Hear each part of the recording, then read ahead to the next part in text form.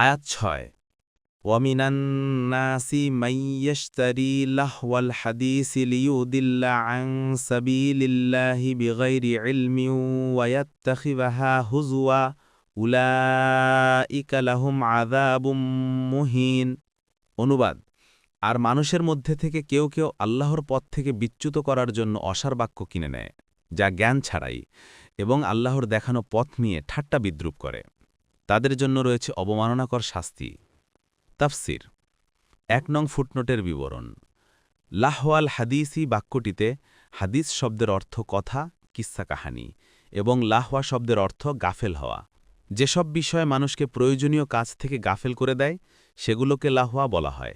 মাঝে মাঝে এমন কাজকেও লাহওয়া বলা হয় যার কোনো উল্লেখযোগ্য উপকারিতা নেই, কেবল সময়ক্ষেপণ অথবা মনোরঞ্জনের জন্য করা হয়। আলোচ্য আয়াতে লৌহুল হাদিসের অর্থ ও তাফসির কি, এ সম্পর্কে তাফসিরবিদগণের উক্তি বিভিন্ন রূপ। ইবনে মাসউদ, ইবনে আব্বাস ও জাবের রাদিয়াল্লাহু আনহুমের মতে এর অর্থ গানবাদ্য করা। অধিকাংশ সাহাবী, তাবেঈ ও তাফসিরবিদগণের মতে এর অর্থ গান, বাদ্যযন্ত্র ও অনর্থক কিস্সা কাহানিসহ যেসব বস্তু মানুষকে আল্লাহর ইবাদত স্মরণ থেকে গাফেল করে দেয় সেগুলো সবই লাহওয়াল হাদিস।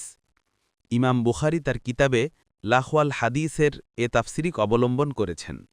তিনি বলেন, লাহুল হাদিসি হুয়াল গিনাউ ওয়া আশবাহুহু, অর্থাৎ লাহওয়াল হাদিস বলে গান ও অনুরূপ অন্যান্য বিষয় বোঝানো হয়েছে যা আল্লাহর ইবাদত থেকে গাফিল করে দেয়। পূর্বেই বলা হয়েছে যে অধিকাংশ সাহাবী উল্লেখিত আয়াতে লাহওয়াল হাদিসের তাফসির করেছেন গান বাজনা করা। তবে কোনো সাহাবী আয়াতের ব্যাপক তাফসির করে বলেছেন যে আয়াতে এমন যে কোনো খেলা বোঝানো হয়েছে যা মানুষকে আল্লাহ থেকে গাফেল করে দেয়। আলেমগণ পবিত্র কোরআনের লা ইয়াশহাদুনা জুরা আয়াতের জুরা শব্দের তাফসির করেছেন গান বাজনা। রসূলুল্লাহ সাল্লাল্লাহু আলাইহি ওয়াসাল্লাম বলেন, আমার উম্মদের কিছু লোক মদের নাম পাল্টিয়ে তা পান করবে। তাদের সামনে গায়িকারা বিভিন্ন বাদ্যযন্ত্র সহকারে গান করবে। আল্লাহ তাআলা তাদেরকে ভূগর্ভে বিলীন করে দিবেন এবং কতকের বিকৃত করে বানর ও শূকরে পরিণত করে দিবেন। বুখারীতে এসেছে ৫৫৯০, আবু দাউদে এসেছে ৪০৩৯। ইবনে আব্বাস রাদিয়াল্লাহু আনহুমার বর্ণনায় রাসূলুল্লাহ সাল্লাল্লাহু আলাইহি ওয়াসাল্লাম বলেন, আল্লাহ তাআলা মদ, জুয়া, তবলা ও সারেঙ্গি হারাম করেছেন। তিনি আরও বলেন, নেশাগ্রস্ত করে এমন প্রত্যেক বস্তু হারাম। আহমদে এসেছে ১-৩৫০, আবু দাউদে এসেছে ৩৬৯৮। এতদ্ব্যতীত বহু প্রমাণ ও নির্ভরযোগ্য হাদিস রয়েছে যাতে গানবাদ্য হারাম ও নাজায়েজ বলা হয়েছে। এ ব্যাপারে বিশেষ সতর্কবাণী রয়েছে এবং কঠিন শাস্তিরও ঘোষণা রয়েছে। সার কথা হচ্ছে, যেসব কাজ প্রকৃতপক্ষে খেলা, অর্থাৎ যাতে কোনো দিনই বা পার্থিব উপকারিতা নেই, সেগুলো অবশ্যই নিন্দনীয় মাকরুহ। তবে কতগুলো একেবারে কুফর পর্যন্ত পৌঁছে যায়, কতক প্রকাশ্য হারাম এবং কতক কমপক্ষে মাকরুহ। যেসব কাজ প্রকৃতিই খেলা, তার কোনোটি এই বিধানের বাইরে নয়। বর্তমান যুগের অধিকাংশ যুবক যুবতী অশ্লীল উপন্যাস, পেশাদার অপরাধীদের কাহিনী অথবা অশ্লীল কবিতা পাঠে অভ্যস্ত। এসব বিষয় উপরোক্ত হারাম খেলার অন্তর্ভুক্ত। অনুরূপভাবে পথভ্রষ্ট বাতিলপন্থীদের চিন্তাধারা অধ্যয়ন করাও সর্বসাধারণের জন্যে পথভ্রষ্টতার কারণ বিধায় নাজায়েজ। তবে গভীর জ্ঞানের অধিকারী আলেমগণ জবাবদানের উদ্দেশ্যে এগুলো পাঠ করলে তাতে আপত্তির কারণ নেই। খেলার সরঞ্জাম ক্রয় বিক্রয়ের বিধান হল, যেসব সরঞ্জাম কুফর অথবা হারাম খেলায় ব্যবহৃত হয় সেগুলো ক্রয় বিক্রয় করাও হারাম, এবং যেগুলো মকরুহ খেলায় ব্যবহৃত হয় সেগুলোর ব্যবসা করাও মকরুহ। অপরপক্ষে যেসব সরঞ্জাম বৈধ ও ব্যতিক্রমভুক্ত খেলায় ব্যবহৃত হয় সেগুলোর ব্যবসাও বৈধ, এবং যেগুলো বৈধ এবং অবৈধ উভয় প্রকার খেলায় ব্যবহৃত হয় সেগুলোর ব্যবসাও অবৈধ।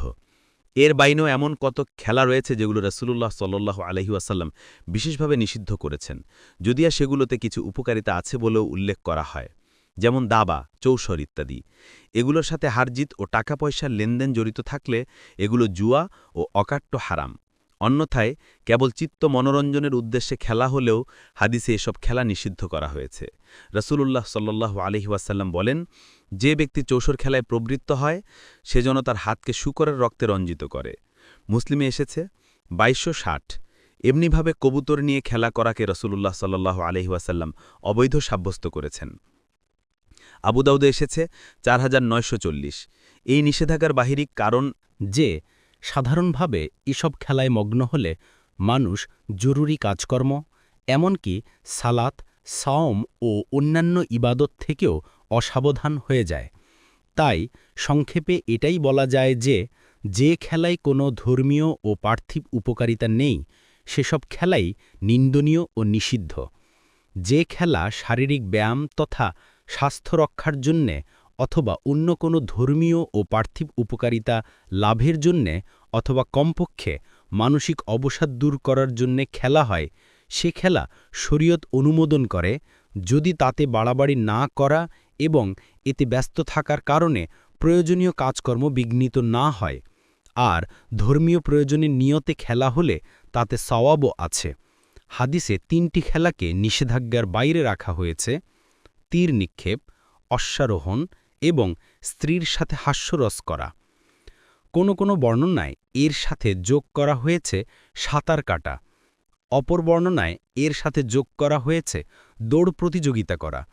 অন্য বর্ণনায় এসেছে সালামা ইবনে আকওয়াহ রাদিয়াল্লাহ আনহু বলেন, জনৈক আনসারী দৌড়ে অত্যন্ত পারদর্শী ছিলেন। প্রতিযোগিতায় কেউ তাকে হারাতে পারত না। তিনি একদিন ঘোষণা করলেন, কেউ আমার সাথে দৌড় প্রতিযোগিতায় অবতীর্ণ হতে প্রস্তুত আছো কি? আমি রাসূলুল্লাহ সাল্লাল্লাহু আলাইহি সাল্লামের কাছে অনুমতি চাইলে তিনি অনুমতি দিলেন।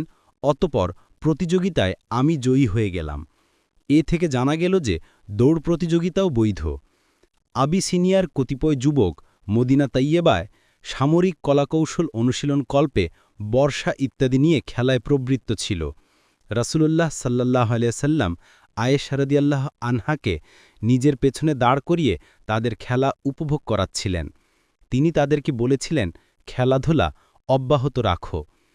অনুরূপভাবে কোনো সাহাবায়ে কেরাম সম্পর্কে বর্ণিত আছে যে যখন তারা কুরআন ও হাদিস সম্পর্কিত কাজে ব্যস্ততার ফলে অবসন্ন হয়ে পড়তেন, তখন অবসাদ দূর করার জন্যে মাঝে মাঝে আরবে প্রচলিত কবিতা ও ঐতিহাসিক ঘটনাবলী দ্বারা মনোরঞ্জন করতেন।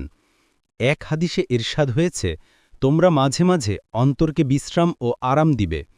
এ থেকে অন্তর ও মস্তিষ্কের বিনোদন এবং এর জন্যে কিছু সময় বের করার বৈধতা প্রমাণিত হয়। ২ নম্বর ফুটনোটের বিবরণ। জ্ঞান ছাড়াই শব্দের সম্পর্ক কিনে নেয়ের সাথেও হতে পারে, আবার বিচ্যুত করে এর সাথেও হতে পারে। যদি প্রথম বাক্যাংশের সাথে এর সম্পর্ক মেনে নেওয়া হয়, তাহলে এর অর্থ হবে যে সেই মূর্খ অজ্ঞলোক এই মনোমুগ্ধকর জিনিসটি কিনে নেয় এবং সে জানে না কেমন মূল্যবান জিনিস বাদ দিয়ে সে কেমন ধ্বংসকর জিনিস কিনে নিচ্ছে। একদিকে আছে জ্ঞান ও সঠিক পথ নির্দেশনা সমৃদ্ধ আল্লাহ আয়াত, বিনামূল্যে সে তা লাভ করছে কিন্তু তা থেকে মুখ ফিরিয়ে নিচ্ছে। অন্যদিকে আছে সব অর্থহীন ও বাজে জিনিস, সেগুলো চিন্তা ও চরিত্র শক্তি ধ্বংস করে দেয়, নিজের টাকা পয়সা খরচ করে সে সেগুলো লাভ করছে। আর যদি একে দ্বিতীয় বাক্যাংশের সাথে সম্পর্কযুক্ত মনে করা হয়, তাহলে এর অর্থ হবে যে সে জ্ঞান ছাড়াই লোকদের পথ দেখাচ্ছে এবং আল্লাহর সৃষ্টিকে আল্লাহর পথ থেকে বিচ্যুত করার চেষ্টা করে সে যে নিজের ঘাড়ে কত বড় জুলুমের দায়ভার চাপিয়ে নিচ্ছে তা সে জানে না।